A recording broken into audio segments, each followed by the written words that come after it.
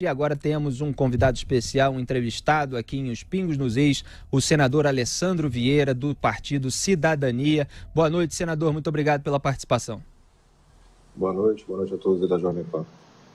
Senador, o senhor está aí capitaneando o pedido de CPI da Lava Toga, mais uma vez, se não me engano, é a terceira tentativa, e também um manifesto que pede o veto integral à lei de abuso de autoridade. Se eu estiver errando aqui alguma coisa, o senhor me corrija, mas eu queria começar, então, pelo caso da CPI da Lava Toga. Da última vez, eu defendi justamente que o escopo da CPI, do pedido de CPI da Lava Toga, fosse mais específico, mais determinado. Eu achei que estava muito amplo para investigar todo o Poder Judiciário, até pedido de vista de ministro do Supremo Tribunal Federal estava ali naquele escopo apresentado pelos senadores. E agora é uma questão mais objetiva em relação ao Dias Toffoli? Qual é aí o foco desse pedido? É isso mesmo, Felipe. O primeiro pedido ainda está pendente de recurso para o plenário. O presidente Davi Alcolumbre tem a obrigação de colocar isso em discussão ainda, porque não foi decidido. Mas ele apresentou um novo pedido por conta da multiplicação de atos abusivos, arbitrários, por parte do presidente do STF. O foco especificamente é o inquérito das supostas fake news, aquele inquérito que é um verdadeiro AI-5 do STF, onde ele coloca ali dentro qualquer coisa que ele queira, vai desde das investigações do hackeamento do Intercept, os hackers presos, suspensão de investigação da Receita Federal, afastamento do trabalho de auditores, todo um leque de arbitrariedades que começa já no nascedor. Um inquérito legal, a Procuradoria-Geral da República já se manifestou nesse sentido, mas ele persiste porque é um instrumento de poder que ele está usando para fazer uma série de barganhas em Brasília e pelo Brasil afora. E quantas assinaturas o senhor já conseguiu coletar? Eu vi as notícias ontem falando em 32, algumas até 33, não sei se já chegou a esse número, lembrando aqui aos ouvintes espectadores de Os Pingos nos Is, que são 81 senadores no Senado Federal, portanto a maioria seria aí de 41. E, quer dizer, se forem 32, 33, já é um número bem próximo da maioria, né, senador? É isso. A gente tem duas listas correndo. A gente tem a lista do manifesto pelo veto total àquela lei de abuso de autoridade, que é um verdadeiro abuso, aquela lei, a forma como ela foi aprovada e foi conduzida. Esse manifesto, se não estiver enganado, está com 33 assinaturas. Exato. O pedido de CPI está com 25 assinaturas. Para ter a CPI, bastam 27. A CPI é um direito justamente da minoria. É um instrumento para você poder fazer essa apuração da forma necessária e garantir que fatos que não seriam apurados, dependendo da vontade do sistema que está posto, possam finalmente vir à luz. Estamos muito perto, a gente já tem alguns compromissos de assinatura, a gente espera na próxima semana finalizar isso, colocar na mesa da Davi Alcolumbre e cobrar que seja lido e instaurado. Exatamente, foi eu que confundi os dois assuntos, então são necessários 27 para a instauração da CPI da Lava Toga e a maioria dos senadores, aí seriam os 41, para manter o veto presidencial, se o presidente Jair Bolsonaro fizer isso, no caso da lei de abuso de autoridade. Augusto Nunes. Senador, o que argumenta o pessoal que se opõe à formação da CPI, se é que existe algum argumento? O argumento básico e o ministro Dias Toffoli ter feito um verdadeiro corpo a corpo no Senado. Ele está visitando senadores, está fazendo convites para jantares e cafés, e ele se coloca como uma espécie de guardião da democracia, o que ele não é. Infelizmente, hoje, o ministro Dias Toffoli vem fazendo um papel de desestabilização, na medida em que ele está diretamente interferindo, utilizando um poder de barganha que ele construiu junto ao governo Bolsonaro para influenciar diretamente situações como essas, o fatiamento da receita, a destruição do COAF. Quem já parou para analisar a medida provisória que reestrutura o COAF, cria a unidade de inteligência financeira, sabe perfeitamente que ela faz uma série de barbaridades. Ela abre o leque de comissionados para participar de uma atividade que era reservada só a carreiras de Estado, cria uma camada política para fiscalização e controle desse trabalho técnico e impede, na verdade, que você tenha aquilo que o Brasil se acostumou a ver nos últimos anos, que são os órgãos técnicos fazendo um trabalho sério de investigação, sem olhar a capa, sem olhar o nome das pessoas. E Dias Toffoli está à frente desse movimento de retaliação, de busca de manutenção das estruturas passadas, juntando aquilo que Brasília conhece como de mais defasado e, infelizmente, aproveitando a força do governo federal diretamente do presidente Jair Bolsonaro, que vem assinando medidas provisórias, vem fazendo indicações e dando entrevistas, todas elas no sentido contrário daquilo que ele prometeu nos discursos de campanha. Ele prometeu o combate à corrupção, está entregando o desmonte dos mecanismos de combate à corrupção. José Maria Trindade de Brasília tem uma pergunta para o senhor, senador. Diga, Zé. Senador, a verdade é essa mesmo. O COAF foi extinto e foi criado um novo organismo no Banco Central, como o senhor disse mesmo, né? Desprofissionalizado.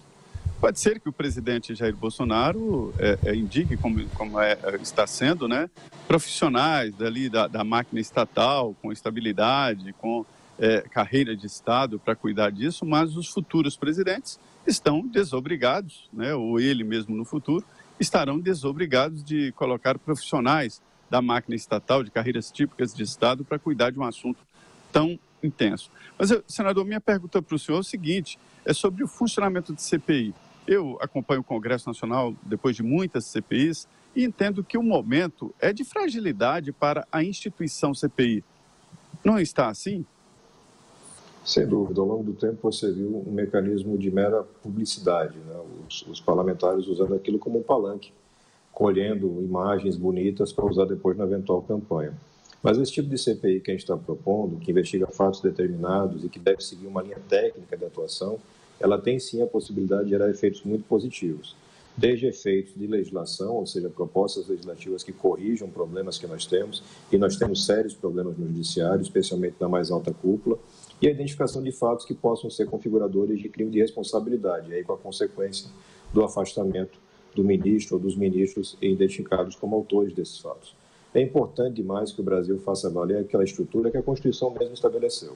Excessos do Legislativo, excessos do Executivo são limitados pelo Judiciário, mas excessos do Judiciário também tem que ter um limitador para manter o equilíbrio entre os poderes. E esse limitador é justamente feito pela ação do Senado, no caso específico, através de uma CPI ou um pedido de impeachment. Senador, em relação à lei de abuso de autoridade, qual é a visão do senhor a respeito daquele texto que foi aprovado na Câmara dos Deputados? O que está levando o senhor a pedir o veto integral do presidente da República? Ali você tem claramente um vício até na forma de aprovação. Você não pode imaginar que um instrumento dessa magnitude, desse impacto, que faça mudanças tão severas na forma de atuação, na liberdade de atuação dos órgãos de investigação, processamento e julgamento, seja feita na calada da noite, atropelando regimento, atropelando maioria, de uma forma que é um sintoma claríssimo de um desespero desse velho sistema pela sua manutenção. O Romero Jucá, lá atrás, profetizou. Tinha que chegar um momento para estancar a sangria. O povo tirou nas urnas do Romero Jucá, mas tem vários jucazinhos espalhados em todos os cantos de Brasília, e a nossa missão, dentre outras tantas, é denunciar esse fato. É mostrar que essa movimentação está sendo feita não para combater nenhum tipo de abuso, nós somos contrários a qualquer tipo de abuso, é óbvio.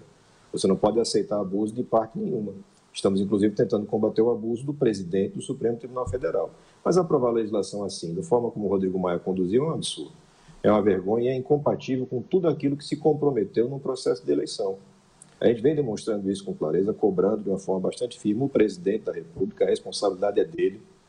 Ele prometeu ao povo brasileiro uma coisa, está entregando outra. Ele tem que decidir com muita clareza se a gestão dele vai ser focada nos interesses pessoais e familiares ou se vai ser focado no interesse dos brasileiros. Essa é a resposta que ele tem que dar para o Brasil. Augusto. Senador, o ministro Dias Toffoli tentou conversar com o senhor?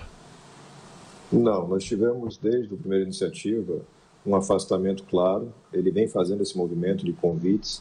A gente fez uma solicitação específica de documentação referente àquele escândalo das passagens que eram pagas de primeira classe para a Europa, para esposas, companheiras, uma coisa absolutamente ilegal. Se fosse uma Câmara de Vereadores do interior, estava todo mundo preso, estava todo mundo afastado. Mas como são ministros, você não pode sequer apurar o fato. A gente pediu essa documentação, a resposta que a gente teve foi apenas parcial. A maior parte dos documentos foram representados para a gente como uma pilha infindável de papel, mas a gente já respondeu que vamos lá olhar o papel, não tem problema. Nenhum obstáculo que eles queiram criar vai ser suficiente. E nesse contexto não se vê muito espaço para diálogo. A gente tem conversado com alguns ministros do Supremo.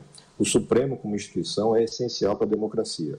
Qualquer manifestação que vá no sentido de fechamento do Supremo, substituição arbitrária de ministros, não tem o nosso apoio, pelo contrário, tem a nossa rejeição. Mas maus ministros prejudicam o sistema. Maus ministros geram equívocos absurdos, como, por exemplo, as decisões do colegiado, que são desrespeitadas cotidianamente pelos ministros.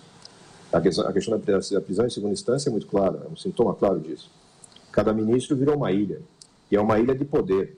E eles usam esse poder ostensivamente. Infelizmente, pelo menos 2 ou 3 ministros fazem muito mais política do que exercer sua atividade como julgadores. Senador Alessandro Vieira, do Partido Cidadania, está de volta com a gente na linha. Eu ia perguntar justamente sobre as manifestações das quais estávamos falando aqui. O senhor pretende participar de alguma forma? Como é que o senhor vê esse movimento aí pelo impeachment do Dias Toffoli e também pelo veto à lei de abuso de autoridade? Existe sim essa possibilidade de participação dos eventos de rua, agora do domingo. A gente está avaliando isso porque é muito importante separar bem as pautas. Nós, senadores, é um grupo expressivo de senadores, estamos prestando todo o apoio à Operação Lava Jato, aos mecanismos de combate à corrupção que estão sendo atacados fortemente por setores do Congresso, do Judiciário e do Poder Executivo, mas a gente não compactua com nenhum tipo de pauta que seja autoritária. Pautas de fechamento de Congresso, fechamento de Supremo, isso aí não faz sentido nenhum para a gente. Então é apenas uma questão de ajuste de pautas, mas é bastante provável que a gente esteja aí em São Paulo participando do evento no dia 25. Eu não vi nas pautas desse grupo qualquer desses itens aí de fechamento do Supremo Tribunal Federal ou do Congresso. José Maria Trindade, sua pergunta para o senador Alessandro Vieira.